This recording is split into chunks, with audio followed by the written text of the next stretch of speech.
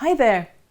In this lesson, we're going to cover strategies that improve your success for engaging customers on the telephone. In this lesson, we look at some top tips for 1. Using the phone to reach customers directly, 2. Tops for remote meeting and using the telephone as a backup, and 3. How to get callbacks and follow-ups while you've got the customers on the phone. Okay, here we go. If you've been working in the field for a while and you know your customers, there's every chance that they may have given you their direct telephone landline or mobile number and permission to call them. If they have given you these numbers to you personally and you have their permission, that is great. You can call or text them this way to book appointments or talk to them about your product. If you don't have the direct dial number, that's not a problem. You can use the hospital or surgery location to reach the HCPs via telephone at the hospital location or surgery. The important factor here is to contact them with something relevant. If what you're talking about is relevant, you will grab their attention. If your relevant content is shared at the time they need it most, they would be delighted to talk to you. Be succinct, to the point, and explain why you're calling them and how this information will help to address their pain points.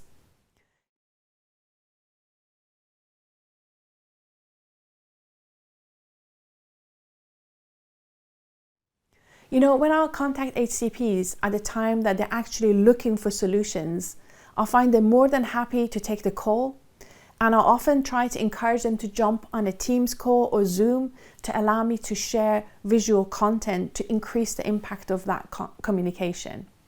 I know some companies use a digital tool that gives you a code that allows you to share visual content on a screen, and this allows the HCPs to see the visual content while you talk and explain it over the telephone. I think this is a great idea as it increases the impact of the conversation on the call. And you'll be surprised how quickly you can engage HCPs if your content is relevant and addresses their pain point. Telephone contact is an effective way for reaching out to customers. You can use it to book appointments, communicating promotional information, and even have a long, detailed conversation. For most customers, a telephone conversation is as natural as face-to-face calls because most of them have been using telephone all their lives and they don't get anxious about it. You find that remote spec appointments and telephone conversations, callbacks and follow-up appointments all help with reaching HCPs and taking them along the journey. So you need to make sure that you maximize every single opportunity that you have to help solve their burning problems. If you're booking appointments over lunchtime, particularly in primary care, I would suggest make sure the surgery telephone lines are not closed or your appointment is not clashing with the internal meetings.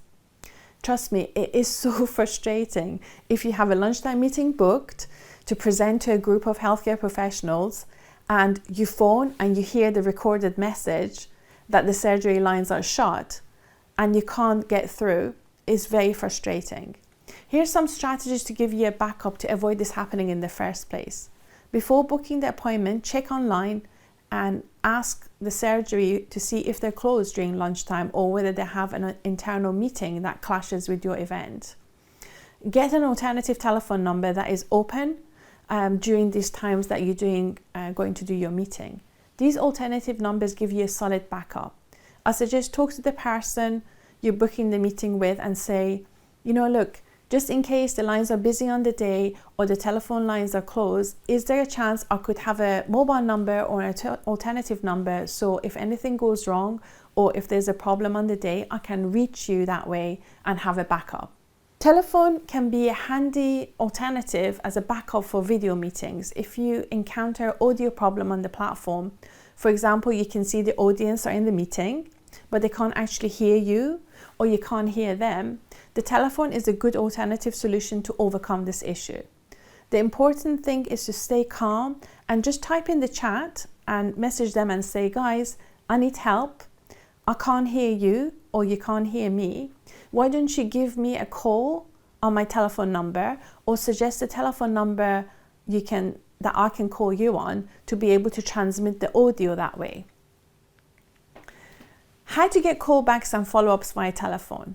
I find when you do a telephone call with the healthcare professionals or do a great presentation or discussion, the easiest way to fill your diary and build good rapport is to get a follow-up appointment straight away. Ask them for another opportunity to follow up on the conversation. Say to them, have you found this discussion useful? And you find they often say yes, and then offer to send them an approved item in relation to the discussion via email. So it allows them to reflect on the discussion and talk to other people internally, and arrange a follow-up call to get their input and feedback. You find they often appreciate this, particularly if you have delivered value to them during the call and your discussion relates to their pain points and helps resolve it. This way you can send them the item and plan a call a few weeks later and get feedback on it. They rarely refuse it, and these follow-ups really help you build your diary with appointments, and more importantly, helps you build a relationship with the HCPs and add value to them. What I normally say is, I'm going to send you whatever they ask for, and say, okay, today we spoke on a Monday at 1 p.m. How about we book in a call in 4 weeks' time on a Monday, say about the same time, to check if you have any question on it. What do you think? And they often say, yes, sure. Make sure that you follow up on every lead and call back, because you work really hard to get all of this information and get all these leads. And make sure you populate all this callback in your diary or planner to ensure you don't miss the appointments or follow-up opportunities. We cover this in more detail in Module 4, but the aim here is to add value and deliver your promises and stick to time and honor whatever we agreed with healthcare professional. If necessary, book another appointment to discuss more points with them. You know, you can't always cover everything in one call.